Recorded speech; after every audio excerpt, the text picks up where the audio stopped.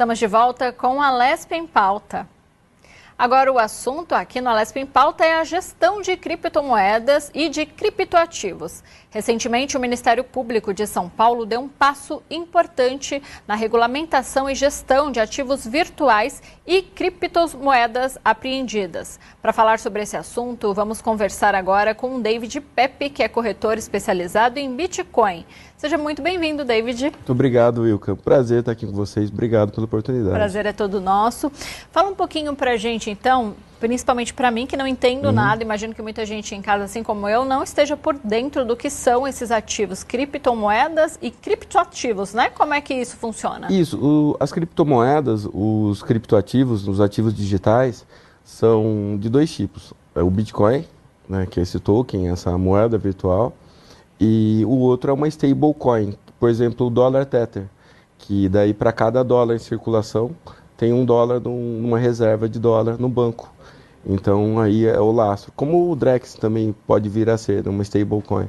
Entendi. Né? São moedas digitais. São moedas digitais. Essas moedas digitais, elas têm valor, assim como a nossa moeda, o dólar e outras moedas que são variáveis? Então um dia tem um valor, no outro dia tem outro? Elas oscilam bastante e oscilam conforme a economia onde ela está inserida, porque tem vários tipos de criptomoedas. O Bitcoin, que é a mais forte delas, ele oscila conforme o uso.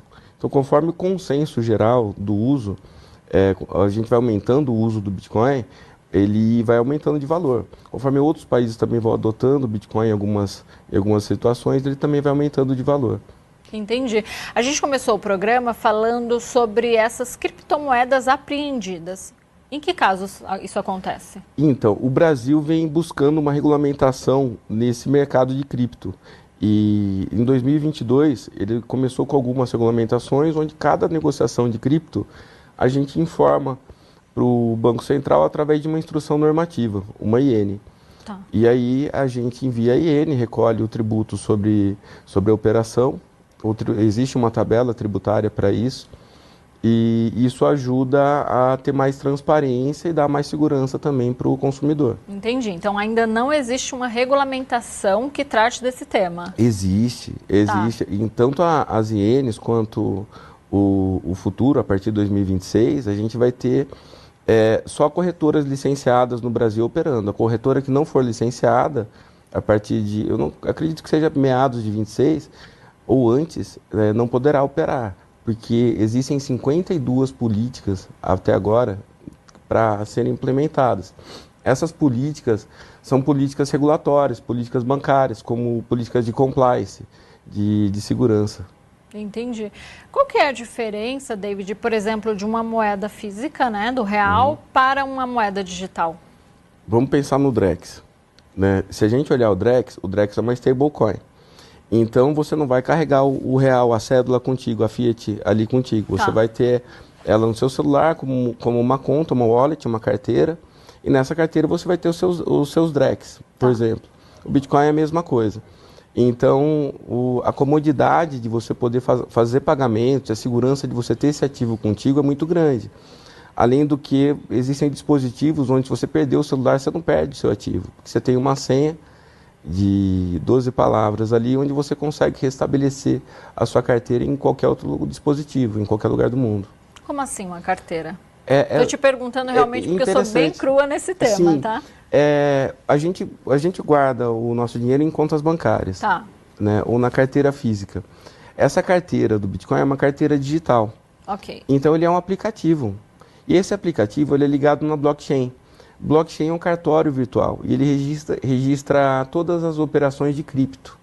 Então, conforme essas operações vão acontecendo de troca, se eu te dou, por exemplo, uma fração de Bitcoin, que vale R$100, você me dá R$100, isso vai para a sua carteira e essa operação é registrada nesse cartório virtual, nesse livro de registros.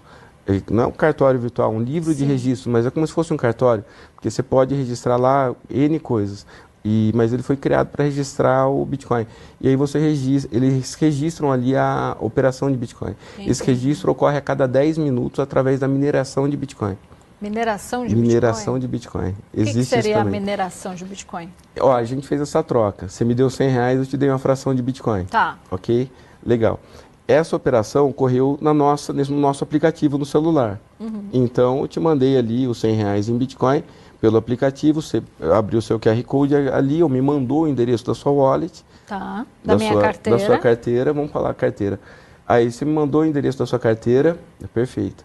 E aí eu te enviei a fração de Bitcoin. Ok. Essa operação, junto de todas as outras operações do mundo, num bloco, são juntadas num bloco de 10 minutos, né, na nuvem, através de um algoritmo que protege a segurança do Bitcoin, e computadores leem esse algoritmo, decifram ele e registram todas essas operações num livro razão, que é esse cartório virtual chamado blockchain. E aí esses computadores que fizeram esse registro ganham uma fração de Bitcoin. Essa fração de Bitcoin são novos Bitcoins que são gerados a cada 10 minutos. Entendi. Então, hoje são gerados 3,125 Bitcoins a cada 10 minutos, distribuídos entre todos esses mineradores, que são esses computadores que autenticam essas operações nesse livro razão, que é o cartório virtual, a blockchain. E essas operações só existem de maneira digital, né? Só digital. Agora, David, eu imagino, por exemplo, as criptomoedas foram criadas não há tanto tempo assim, né? São relativamente novas. Por que foi criada uma moeda digital? Boa pergunta.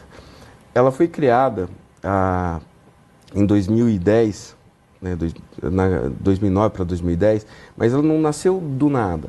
Foram muitas tentativas, muitos anos, entre russos, norte-americanos, japoneses, vários desenvolvedores tentando criar um ativo digital, um token digital.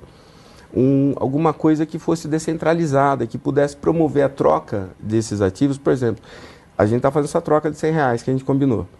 Né? Você vai me dar os R$100, vou te dar essa fração. Só que vamos supor que a gente não esteja presente. Então você está do outro lado do mundo, eu estou te mandando R$100 ali, e você está me mandando esses R$100, aí você vai ter que mandar R$100 de alguma forma, ou você está me emprestando um serviço, e eu estou te mandando esse crédito de Bitcoin e você recebe lá do outro lado do mundo. Quando ele começou, mais ou menos em 2010, ele era utilizado na troca entre serviços de operadores. Tá. Quase um escambo. Então, por exemplo, tinha um desenvolvedor web na Áustria e o cara estava em outro país. A gente vai ter que fazer um rápido intervalo, só vou pedir essa licença para você. A gente vai continuar com esse assunto no próximo bloco. Você continua acompanhando a Alesp em Pauta. A gente vai para um rápido intervalo e voltamos em instantes. Estamos de volta com a Alesp em Pauta e hoje nós estamos falando sobre gestão de criptoativos e o corretor especializado em Bitcoin, David Pepe, está conversando com a gente. David, no intervalo você estava falando para a gente então sobre essa questão das apreensões, né? Isso. Fala um pouco mais sobre isso para a gente. Então, o Bitcoin hoje, com essa regulamentação toda, ele está ganhando mais segurança para o consumidor. Tá. Então, quando o governo resolveu implementar essas políticas bancárias, que a gente deve implementar até o final do ano, todas as corretoras que serão licenciadas têm a obrigação de implementar essas políticas. Essas políticas são como as políticas bancárias, visando coibir a lavagem de dinheiro e a aquisição, o manejo de dinheiro de origem ilícita, de qualquer outra forma. Mas eu fiquei com uma dúvida, por exemplo, apreensões de uma moeda digital, como é que funciona isso? Exato. Então, hoje, eles mandam uma correspondência para a gente, o juiz manda uma intimação para a corretora, mandando apreender a moeda digital de determinada pessoa. Aconteceu agora na Operação Carbono 14, Entendi. a gente receber uma ordem de apreensão da moeda de uma pessoa. Essa pessoa não tinha conta conosco.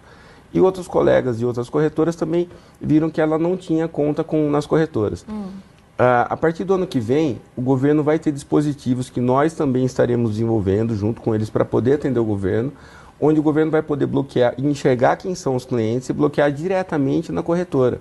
Entendi. Agora, o texto da resolução que está em pauta e que vai ser publicado ainda, qual nós não tivemos acesso, fala a respeito de bitcoins apreendidos de outras formas, ou em outras corretoras que não buscam essa regulamentação, não cumprem a regulamentação vigente, que tem a instrução normativa, a parte fiscal, contábil. Entendi. E também de pessoas como dessa operação, que tinham criptoativos numa hard wallet, numa que é um pendrive, você Tá. pode ter seu Bitcoin no pendrive também. Ah, entendi. Você pode ter sua wallet, a sua carteira dentro de um pendrive. Então você não usa, por exemplo, o serviço de uma corretora? A corretora é só para você comprar o Bitcoin. O Bitcoin ele Só não pra fica comprar. na corretora. Entendi. Ele tem que ficar na sua custódia. Ele não fica, então, por exemplo, como eu deixo a minha conta em um banco. Não Sim, funciona assim. Funciona.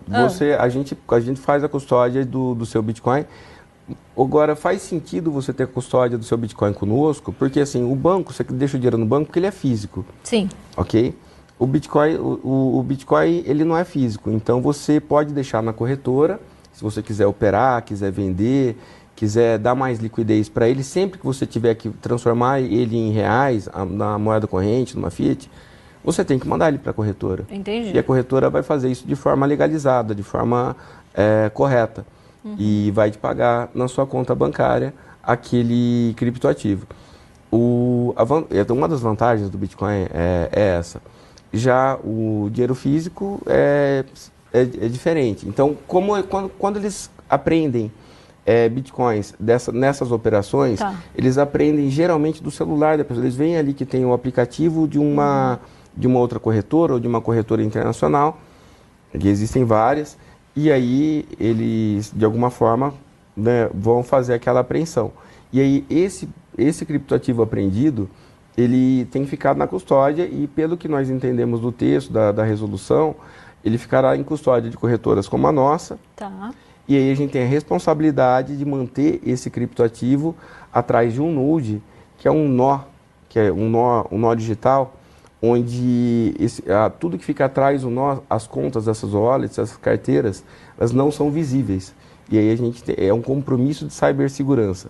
Então o governo teria conhecimento, tem visibilidade, o dono da carteira, mas qualquer hacker, qualquer tentativa de invasão vai ser praticamente impossível, porque eles não vão ter visibilidade dessas carteiras. Mais seguro, então. Mais seguro. Então, por isso, faz sentido custodiar os bitcoins apreendidos com a corretora, porque a gente tem a responsabilidade da cibersegurança.